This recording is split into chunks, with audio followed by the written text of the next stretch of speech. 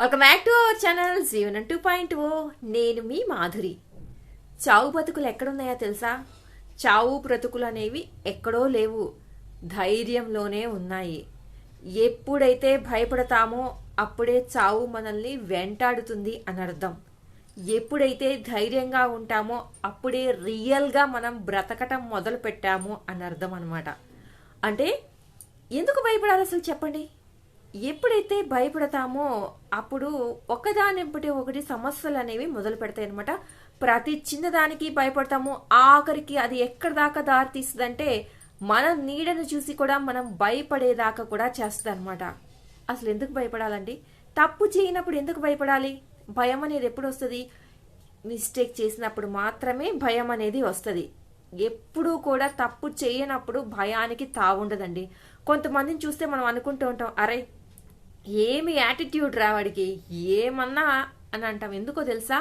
ఒక మనిషిలో ఆ నిజాయితీ ఉన్నప్పుడు ఆ ఆటోమేటిక్గా యాటిట్యూడ్ అనేది తన బాడీ బిహేవియర్లోను తన మెంటాలిటీలోను అన్నిట్లోనూ ఉంటదన్నమాట బేసిక్గా.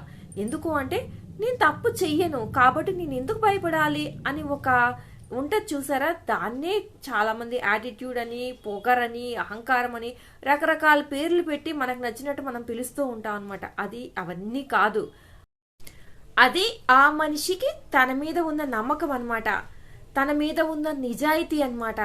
అది ఆ మనిషిని అలా బిహేవ్ చేసేలాగా చేస్తుంది. కానీ ఎదుటి వాళ్ళకి అలా కనిపిస్తుంది. ఆ మనిషి గురించి ఎవరికైతే బాగా తెలుసో, బాగా ఆ మనిషిని అర్థం చేసుకుని ఉంటారో వాళ్ళకి మాత్రమే అది యాటిట్యూడ్ కాదు. అది బేసిక్గా తనకున్నటువంటి, తన నిజాయితీకి ఉన్నటువంటి బిహేవియర్ అని చెప్పేసి తెలుస్తుంది అనమాట. ఇప్పుడు పిల్లల్ని కూడా చూడండి, వాళ్ళు చిన్న చిన్న మిస్టేక్స్ చేస్తూ ఉన్నప్పుడు భయపడుతూ ఉంటారనమాట. ఇది చెప్తే కొడతారేమో, తిడతారేమో అని చెప్పేసి. కానీ వాళ్ళు మిస్టేక్ చేయనప్పుడు, నీవు మిస్టేక్ చేసావా అని అడిగినప్పుడు చూడండి, వాళ్ళు చేయనప్పుడు ఎంతో కాన్ఫిడెంట్గా, లేదు నేను చేయలేదు, చేస్తే చేశానని చెప్తాను, చేయలేదు కాబట్టి చేయలేదంటానని 100% కాన్ఫిడెంట్గా చెప్తారు. ఎప్పుడైతే ఆ కాన్ఫిడెన్స్తో చెప్తారో అప్పుడే మనకు అర్థమైపోతుంది, లేదురా వీడు చేయలేదు, చాలా కాన్ఫిడెంట్గా చెప్తున్నాడు. మిస్టేక్ చేసి ఉంటే ఎక్కడ ఒక చిన్న మూలనైనా తడబాటు ఉంటుంది, ఆ తడబాటు వల్లే మనకి అర్థమైపోతుంది అనేది మనకు ఒక గ్యారంటీ వచ్చేస్తుంది అనమాట. అలాగే పెద్దవాళ్ళైనా కానీ. సో బేసిక్గా ఇలాంటి ఎగ్జాంపుల్స్ రియల్ లైఫ్లో చాలా ఉంటాయండి, ప్రతి ఒక్కరి లైఫ్లో కూడా ఉంటాయన్నమాట. మీరు వాటిని గుర్తు చేసుకున్నప్పుడు, ఇప్పుడు నేను చెప్తున్నప్పుడు ఆ సందర్భం మనకు కూడా వచ్చింది కదా అని ఖచ్చితంగా ఎవరో ఒకరికి తగులుతుంది అనమాట. ఈ సందర్భాలు నేను చెప్పినవి పిల్లల విషయంలో కానివ్వండి, పెద్దవాళ్ళ విషయంలో కానివ్వండి.